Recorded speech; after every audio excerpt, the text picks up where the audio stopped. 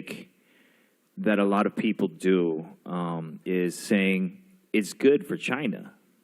It's good for China. So people watch a movie that's Chinese and they say, oh, that was a good movie for a Chinese movie. And for me, that doesn't cut it. That doesn't make sense to me. Do you understand? A movie is a movie. It shouldn't be, oh, because it's a Chinese movie, there's lower standards. It's to understand that the level of quality of work does not differ in different countries. Be thinking everyone's like, China's the next market. China's the next superpower. China's this and China's that. Okay, there's a lot of money to be made there. Okay, sure. But you cannot lose the integrity of what you do and what you represent. What you do and what you represent for money. And at the same time, if China is going to become the next superpower or the next place to make business happen, then we cannot be working at a barometer of saying this is good for China. Everything has to be good on an international level.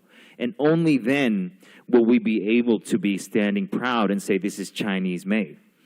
The reason why I'm saying this is because when I started clot in, I don't even remember, man, 15 years ago, I remember something very, very, very, very alarming to me is I said, we're made in China. And everyone's like, oh my God, that's horrible. I said, what do you mean? Why is made in China bad? They're like, oh, all these products are getting recalled in America and there's baby products have lead in them or blah, blah, blah, blah, blah. So everything that I've been doing, I've been trying to be made in China, creatively designed in China. Everything is from a Chinese perspective. People ask me, hey, what are you? I'm actually born in Canada, but I tell people I'm Chinese because you can't deny the fact that I'm Chinese. Look at me. I mean, so I say I'm born in Canada, but I'm Chinese.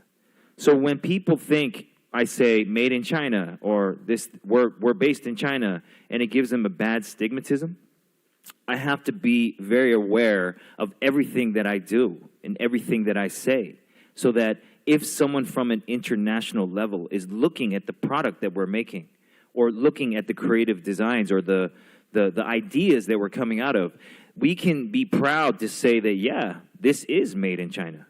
The first time I ever went to Nike, I told them, hey, we need a shoe. We need to make a shoe. And they're like, oh, well, you're a Hong Kong-based company. We've never done products from Hong Kong. And I said, half your shoes are made in China. Like, what are you talking about? Like, how can you not give us a voice in the international market when you rely on our people to make half of your product? It took me 3 years to keep showing them what we do, showing them that we're not at a lower level than other creatives. So now, 10 years later, we're still making Nike shoes. We've made 6 pairs of Nike shoes, and our company is now signed to a Nike deal. And that took perseverance, and that took really, really, really, really hard work. And quite honestly, every time we make something, although 70% of the people that buy it are Chinese, we don't think of it that way. We think of making a good product. Now, good product, it doesn't matter where you go. It doesn't matter if you're in Brazil. It doesn't matter if you're in Russia. It doesn't matter if you're in Ethiopia. A good product will sell itself. It doesn't have to say made where, made where, made where. So I think the importance of all of you guys is to understand that everything that we do, we should be doing it for an international level. I know that a lot of you might return back to China and work, and you might start falling under that same stigmatism, but that is wrong. I'm telling you right now, it's wrong because, I hate it when people say, oh, yo, look, these rappers the hip-hop is really big in China right now. And they're like, oh, this Chinese rap album is good for China. And it's like, what do you actually mean by that? They're like, oh, well, the beat sounds like it's 6 years old, but, if you actually listen to hip-hop, and I go, then that's wrong, and that's not good. And I'm not trying to disrespect these people, but I'm trying to say that we live in a very small world now, Like, we can take a plane. I'm taking a plane tonight. I'm going to Shanghai, and I'll be there in 10 hours, and I'm doing another job, but it doesn't make my sense of quality level change at all.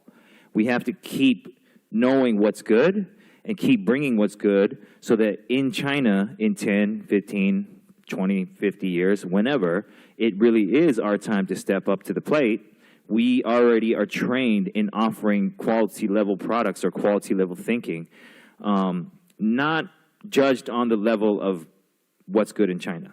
You know, like another good example of that is hip hop music. I've been doing hip hop music for 10, 15 years, and now all of a sudden, super popular in China. So that's an example of my perseverance and my belief in my work. And, you know, I think most important things I've ever learned is if you find a job that you love, you really don't have to work anymore, because, you know, every day I wake up and I'm doing work. Yeah, I'm doing work.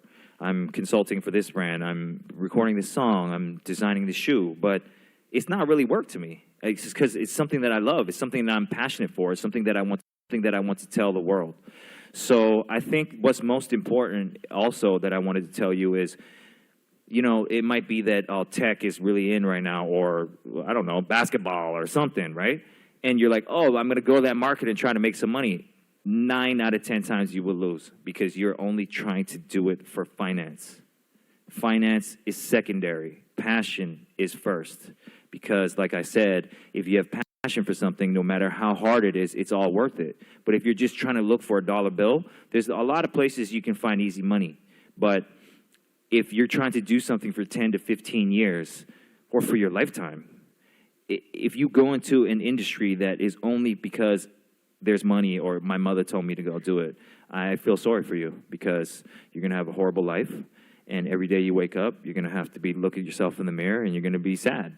So I think another thing that I wanted to tell you guys is to believe in yourself and to believe in your dreams, and really, you know, find your own groove and stick to it, believe in it. And no matter if you're doing it in America, or if you're doing it in China, or if you're doing it in Japan, just do it at the same quality level. Do not, because other people are working at a lower standard or a lower level thinking, go down to that level so that you can, I don't know, I don't really know how to explain it. It's something that I've never done. I've never bent over for anybody.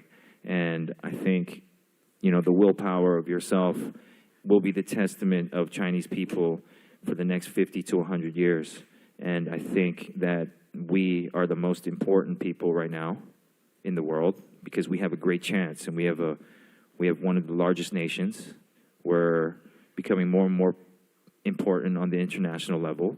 I believe one day we really will be maybe the most influential, most powerful country in the world. But it's up to you guys, really. I mean, I'm 37. I'm old. So you guys are the young ones. So hopefully you guys can really follow your dreams, understand what the level of quality is, and keep at it. And it's really our moment to either lose it or take it. And I hope we can take it, because, like I said, I'm Chinese. I'm born in Canada, but I fully believe I'm Chinese. I might not speak the best Mandarin, but I definitely know my culture and my roots. And hopefully you guys remember where you came from and what you represent and what you can do to make our nation or our people better. So that's really all I have to say today. You know, I'm just trying to be